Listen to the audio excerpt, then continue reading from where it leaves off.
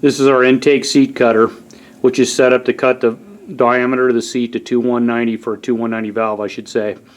And our cutter angles are 35, 45, 60, 75 with a 40 thousandths wide seat.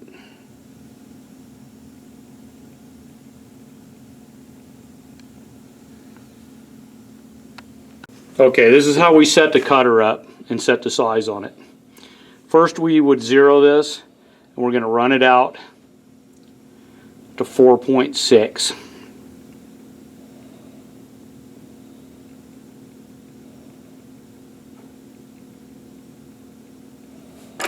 And we would zero it, change it into thousandths.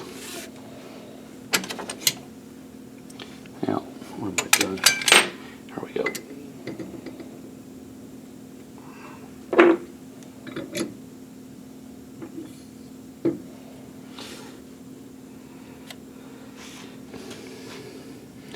You can see there's 2190,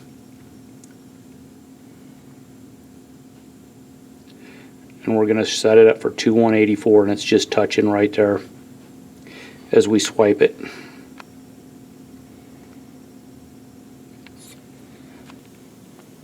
Okay, we're ready to cut our seats.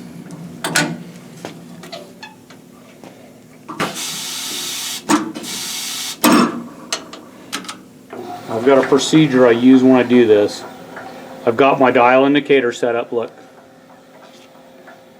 That's important because I use that for a reference point.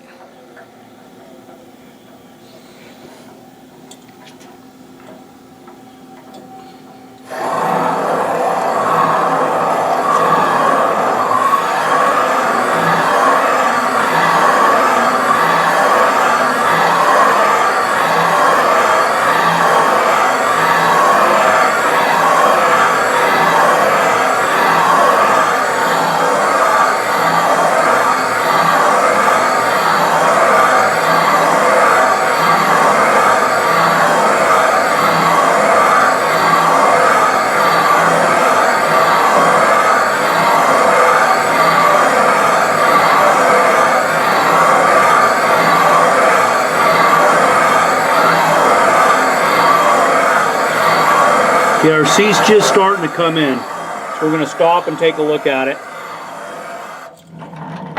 Okay, the seat's just starting to come in. I don't like where the top angle's starting to meet the unshrouding. So what I'm going to do is I'm going to come back in and I'm going to lower the unshrouding a little bit. So we're gonna bring the unshroud down. Watching that? Okay,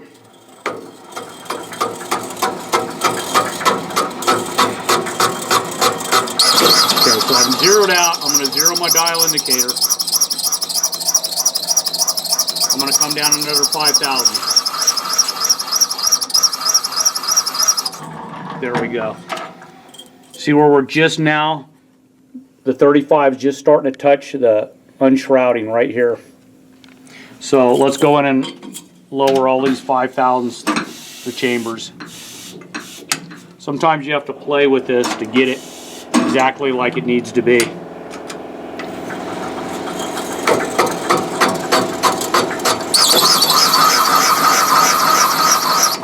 5 off that one.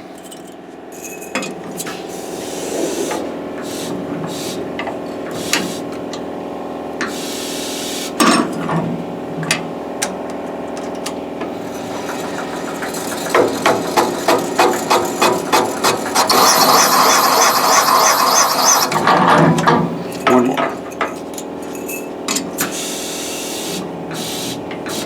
We're trying to keep the seat as high as possible in the head.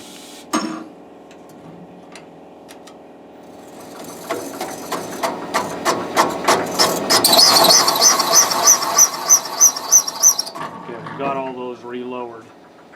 Now let's come back in and cut our seat.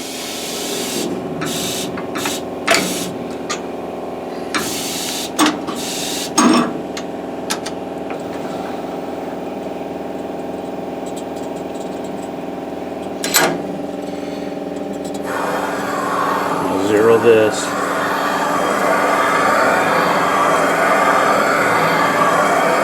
Yeah, the seat's starting to come in.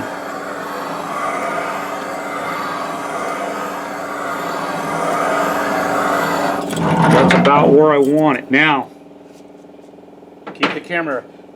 Get in on that. See that ridge right there? Can you see that?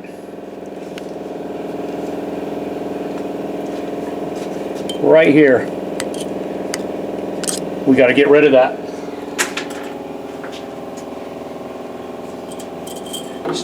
Don't shut the camera off. This is really important. So now, what we're going to do is we're going to cut that ridge out of there. Get in there where they can see it, cutting the ridge out. I just cut it out. Now, we're not done. Now, we're going to come in.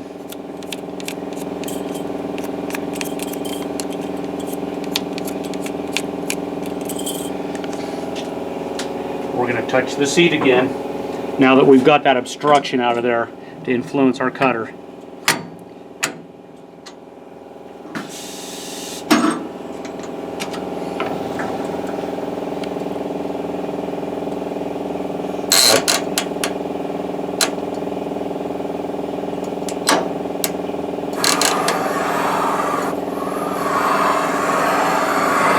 Yeah, cleaning it up. There we go. Now we'll come back in.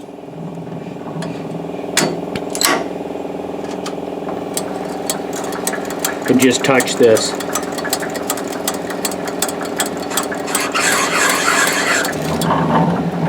That seat is done. There you go.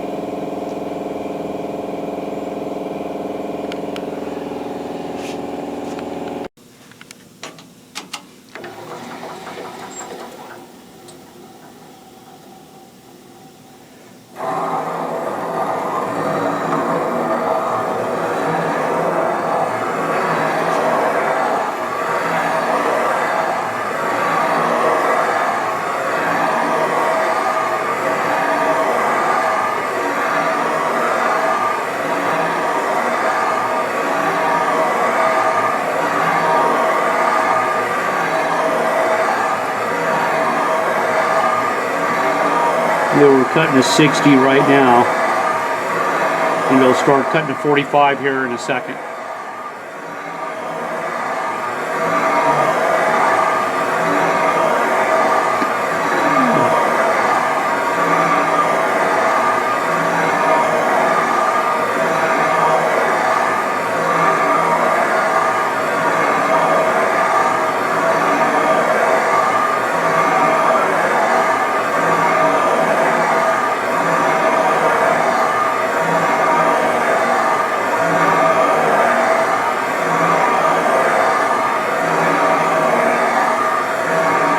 Okay, the 45's coming in. We're starting to come into the 35.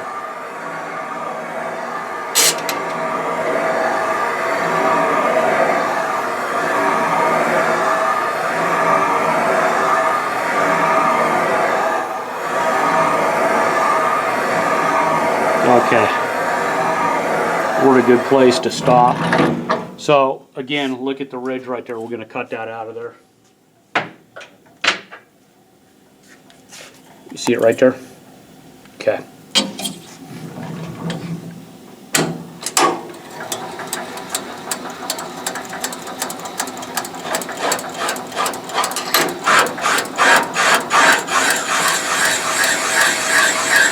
Okay, ridge is gone. Let's mark it.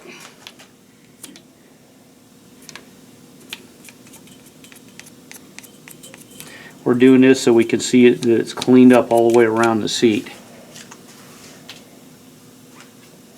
Come back in, make our final cut.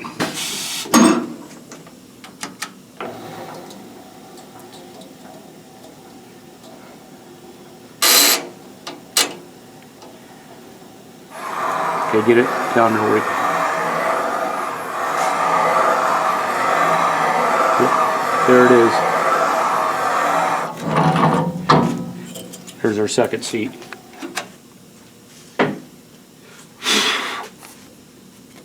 Okay, let's vacuum that off. Okay, we're gonna cut the final two intake seats. Then what I'm gonna do is I'm gonna lap a valve in and show you how we do that.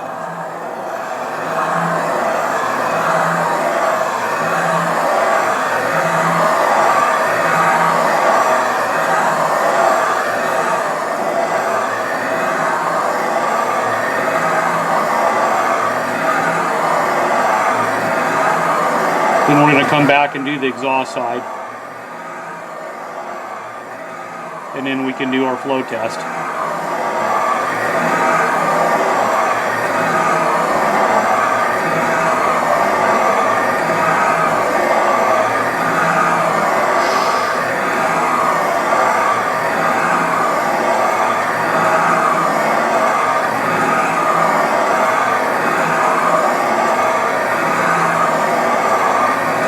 The 45 is just starting to come in.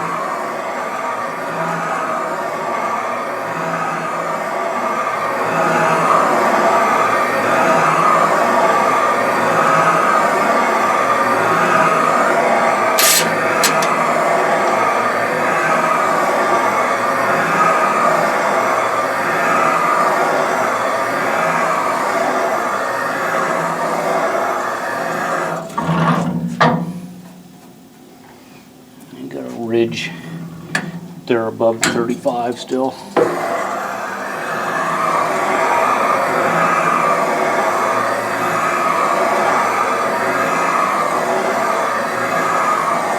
Okay. That's pretty good. Okay, so now we're going to come in and cut the ridge out.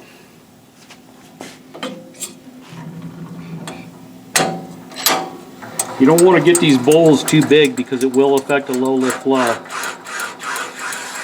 That's why I sneak up on it. We're going to mark it.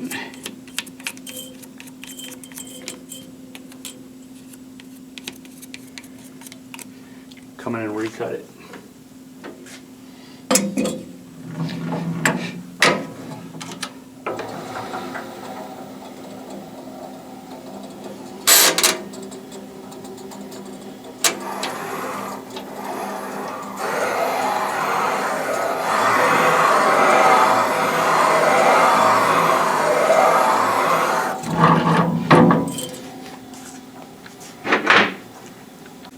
Okay, we're on the last intake seat.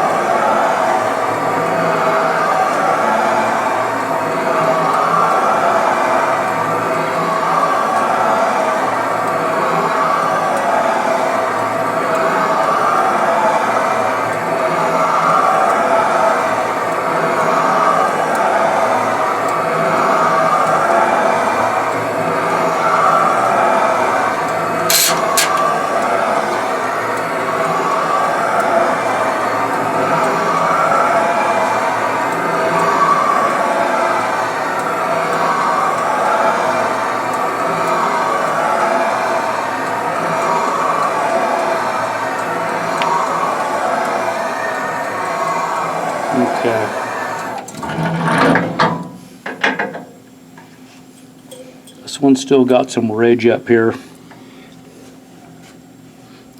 So we're going to have to come down a little bit more.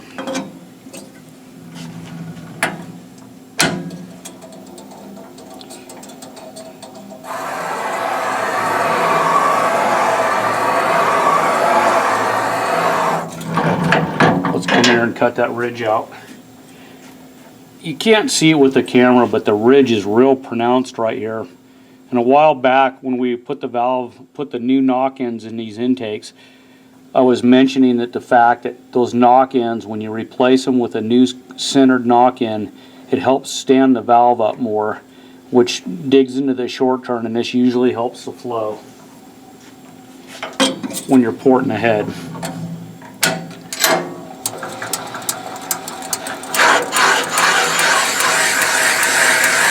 Okay. Got that cut out, let's mark it, and we'll clean it up and lap a valve and see what it looks like.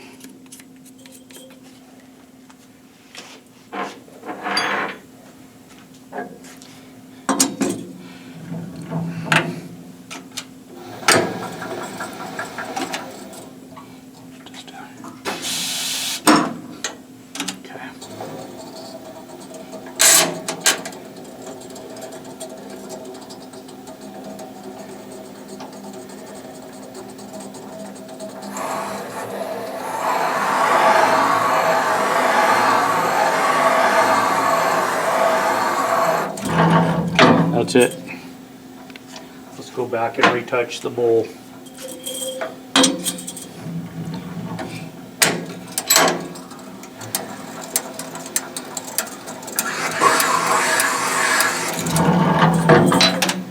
Okay, let's clean it up and then we'll show them what we've done here.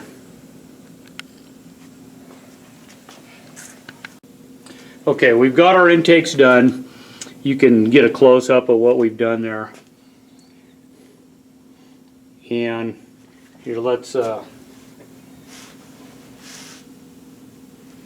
drop a valve for the guys that like that.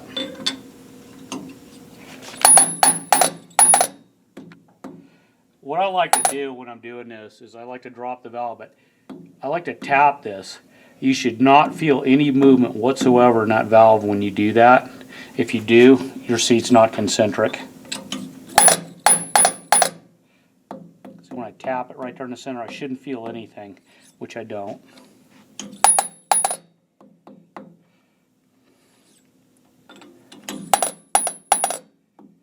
Okay, so we're all good there. Now what I'm going to do is I'm going to lap a valve, and I'm going to show you how we lap the valve. And I use this Clover 220 grit medium fine, which is a pretty fine grit. This is finer than a lot of what most people use. And then I want to show you, when you lap a valve,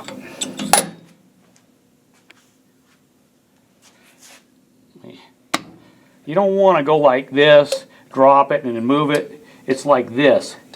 You always keep it in the same, like this. Not like this, then drop it, move it, and again. You just want to go like this with it.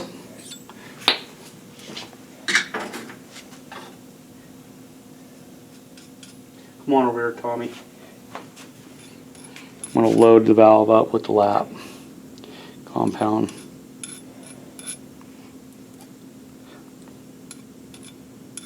This is my test valve that I use just for setting up the seat. Make sure I've got it in the right place. We should have a real good, consistent lap line.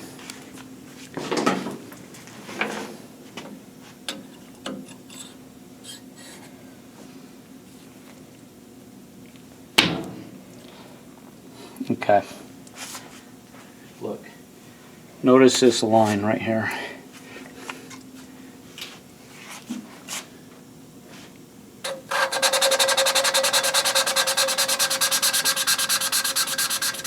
That should be all it should have to take.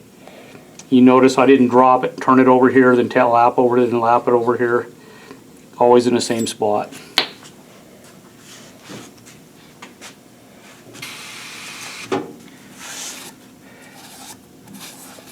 Let me clean it. I'm going to get a flashlight, and you can, maybe you can get in on that. I'll go get a flashlight.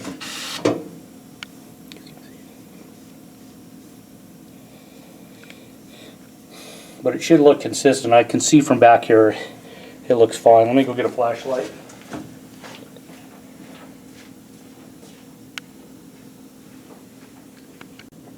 See how consistent the lap line is all the way around. It's very defined.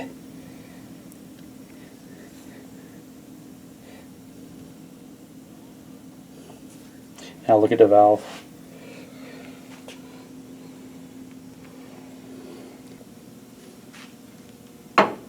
I'm going to move the head so you can get a